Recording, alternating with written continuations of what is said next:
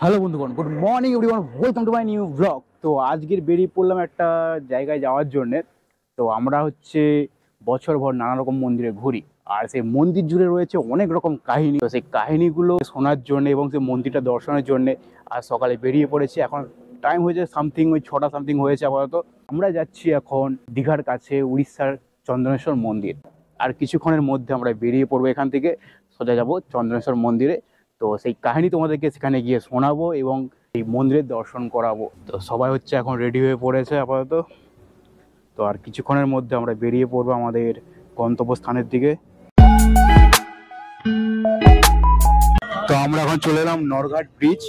আর এই নরঘাটের ব্রিজের ডান দিকে রয়েছে গঙ্গা মন্দির। এটা গঙ্গা মন্দিরের চূড়াটা, আর এটা আমাদের নরঘাট ব্রিজ, আর এদিকে হচ্ছে পার্ক। তো আমরা এখন চলে এলাম নাচিন্দা মন্দির।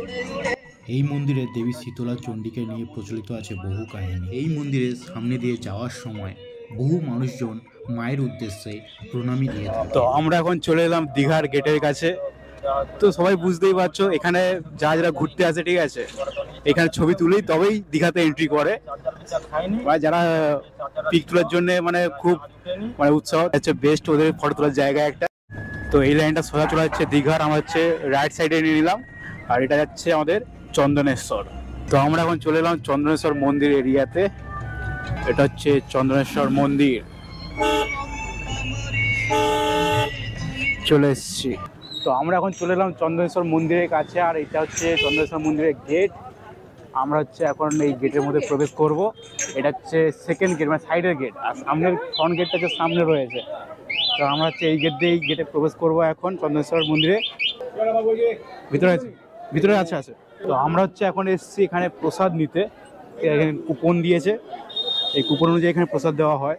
এই চন্দনেশ্বর এসেছি, ঠিক আছে, এইখানে আসল নন্দী মহারাজ দেখাচ্ছে তোমাদেরকে। দেখো, এই দেখো, এই চন্দনেশ্বর মন্দিরে গেলে তোমরা দেখতে পাবে টিয়া পাখি, পায়রা পাখি। এই মন্দিরে খোপের মধ্যে টিয়া পাখি রয়েছে, পায়রা পাখি থাকে, ঠিক আছে, এখানে তোমরা দেখতে পাবে। আমরা এখন যাচ্ছি মহাদেবের মাথায় জল ঢালতে। চলো একটু মন্দিরের ভিতর দিকে যাওয়া যাক। এখানে এলেই দেখতে পাবে ষাঁড়, দেখতে পাবে এরকম অনেক, ঠিক আছে, যাদের মানসিক থাকে তারা এই ষাঁড়গুলোকে এখানে ছেড়ে দিয়ে যায়। ভক্তদের বিশ্বাস অতি জাগ্রত এই শিব মন্দির, তাই বহু দূর দূরান্ত থেকে ভক্তগণ আসেন এই মন্দিরে ভগবানের কাছে করতে দেন। লোককথা, এখানে যিনি প্রথম ঈশ্বরের দর্শন পেয়েছিলেন তিনিও ছিলেন পরিবারের পরিত্যক্তা। দেবতা তাকে এই স্থানেই দর্শন দিয়েছিলেন। পাতাল ফুরে উঠে আসায় এখানে শিব স্বয়ম্ভু। বর্গী আমলের এই মন্দিরের বয়স প্রায় 300 বছরের কাছাকাছি। এই শিবলিঙ্গকে নিয়ে রয়েছে অবাক করা কাহিনী। আগে এখানে ছিল হগলা বনের জঙ্গল আর কাজুর গাছ। সেখানেই লক্ষ্মী নামে এক মহিলা শিবলিঙ্গটির দর্শন পান। তিনি গরু চড়াতে বের হতেন। সেই গরু ঠিকমতো দুধ না দেওয়ার পরিবারের লোকজন লক্ষ্মীকেই বাড়ি ছাড়া করেছিল। লক্ষ্মী গরুর পিছু নেন, দেখতে পান গরুটি এক চম্পক গাছের তলায় শিবলিঙ্গের উপর নিজের থেকেই দুধ দিচ্ছে। লক্ষ্মী দেখেন শিবলিঙ্গে কোথা থেকে যেন ফুল বেলপাতা পড়ছে নিজের থেকেই। পুজো শেষে মাটির তলায় চলে যাচ্ছে ওই শিবলিঙ্গ। লক্ষ্মীর কথা শুনেই গ্রামবাসীরা এই শিবলিঙ্গে খোঁজ বের করেন। মনস্কামনা পূরণের জন্যে বহু মানুষজন আসেন বাবা চন্দনেশ্বর মন্দিরে। আর এই চন্দনেশ্বরের মন্দিরের পাশে রয়েছে অমৃত কুমার ব্লক। এখানে রয়েছে রাধাকৃষ্ণজি। অমৃত ব্লকের পাশে রয়েছে আমাদের জগন্নাথ দেব। এইখানে আছেন জগন্নাথ দেব, মাতা সুভদ্রা এবং বলরামজি।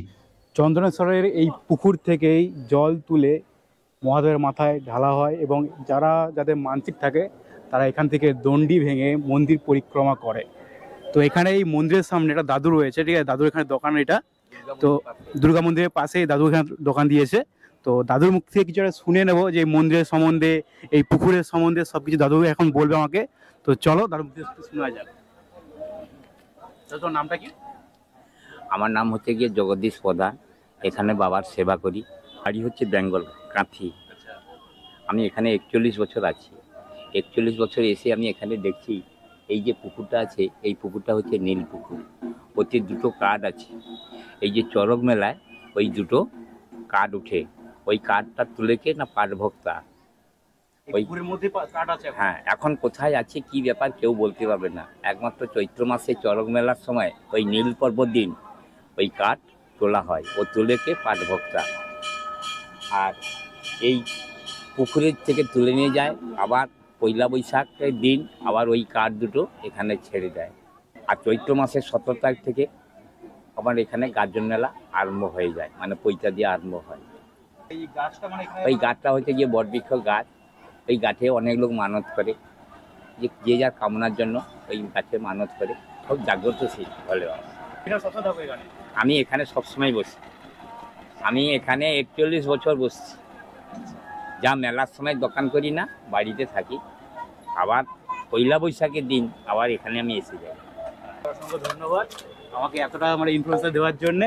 ঠিক আছে, ভালো থাকবেন। আসছি। তো দাদু আমাকে অনেকটাই হেল্প করলো, এখানে অনেক কিছু মানে জানতে পারলাম আজকে। ঠিক আছে, আমি আগে আসতাম এখানে কিন্তু এত কিছু জানতাম না, তো দাদুর জন্য জানতে পারলাম। এখানে অনেকবার ঘুরে গিয়েছি কিন্তু ভিডিও কোনোদিন করিনি, কিন্তু এখানে দাদু মানে আমাকে ডেকে জিনিসগুলো বললো, তো খুবই ভালো লাগছে। এখন এলাম দুর্গা মন্দির, তো চলো একটু উপরের দিকে যাওয়া যাক দুর্গা মন্দিরে। চন্দনেশ্বর মন্দিরের বাম দিকে অবস্থিত মা দুর্গার মন্দির। আর এটাই হচ্ছে বটবৃক্ষ, এখানে হচ্ছে মানত করা হয় এই ধাগা দিয়ে, যাদের মনস্কামনা পূরণের জন্য এই ধাগা দিয়ে এখানে হচ্ছে বেঁধে দিয়ে যায়। মনস্কামনা পূরণ হলে আবার এসে এখানে মহাদেবের পুজো করে, এসে পুজো দেয় এখানে। এখানে মানসিকও করা হয়, যেটা মানসিক এখানে করে যায় বাবার নামে। আচ্ছা, বাবা হচ্ছে বট আর অস্বস্থ জোড়া গাছ, এখানে বাবা আবির্ভাব নিয়েছিলেন। বট অস্বস্থ প্রথম আগে যে যা মানসিক করে এখানে ইয়ে করে যায়। এইটা ঢিল মেলেছেন দেখছেন তো, হ্যাঁ, হ্যাঁ। যেটা মানুষ কামনা নিয়ে করে।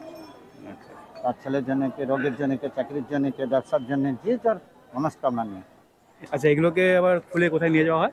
ফেলে দেওয়া হয় ফেলে দেওয়া হয়। পুকুরে। যে যেমন আসে মানসিক শুধু এগুলো এসে খুলে দিয়ে যায়, যারা না আসতে পারে এগুলো খুলে পরিষ্কার করে দিয়ে যায়, আবার পুনরায় বাঁধা হলে যে কোনো একটা খুলে দেওয়া হয়। তো তোমরা সবাই শুনতেই পেলে ঠাকুরমশাই কি বললো। ঠিক আছে, তো আমার এখানে নতুন করে কিছু বলার নেই। অবশ্যই জানিও কেমন লাগছে এখানে, আর যারা যারা আসতে পারছো না অবশ্যই এসে এখানে ঘুরে যেও, ঘুরে গেলে মনটা ভালো লাগবে। এমন একটা জায়গা যেখানে মানে শিবভক্ত মানুষদের কাছে একটা বিশেষ একটা জায়গা, যেখানে এলে সত্যি মন ভালো হবে। আর এটা হচ্ছে আমাদের নন্দী মহারাজ।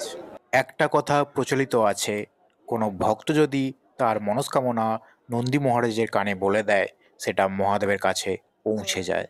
এখানে সবাই হচ্ছে কেনাকাটা করছে। ও ম্যাডাম জি, কিছু কিনবেন না? না কেন কেন কেন কেন কেন কেন কেন? আর আপনি ছোট ম্যাডাম, এদিকে এদিকে এদিকে এদিকে এদিকে।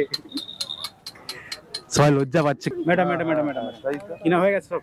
হ্যাঁ কি কি কিনেছে? না শুধু শিব ঠাকুর কিনেছি, আর শিব ঠাকুর বসার জন্য একটা পাত্র তো লাগবে, সেটা তো কিনতে হবে। তো চলো ফাইনালি কিনা হয়ে গেছে, এবার যাওয়া যাক। আমাদের গাড়ি পার্কিং এর কাছে। চন্দনেশ্বরের ব্লগটা এখানে শেষ করছি, আবার দেখা হচ্ছে পরবর্তী ব্লগে। টাটা।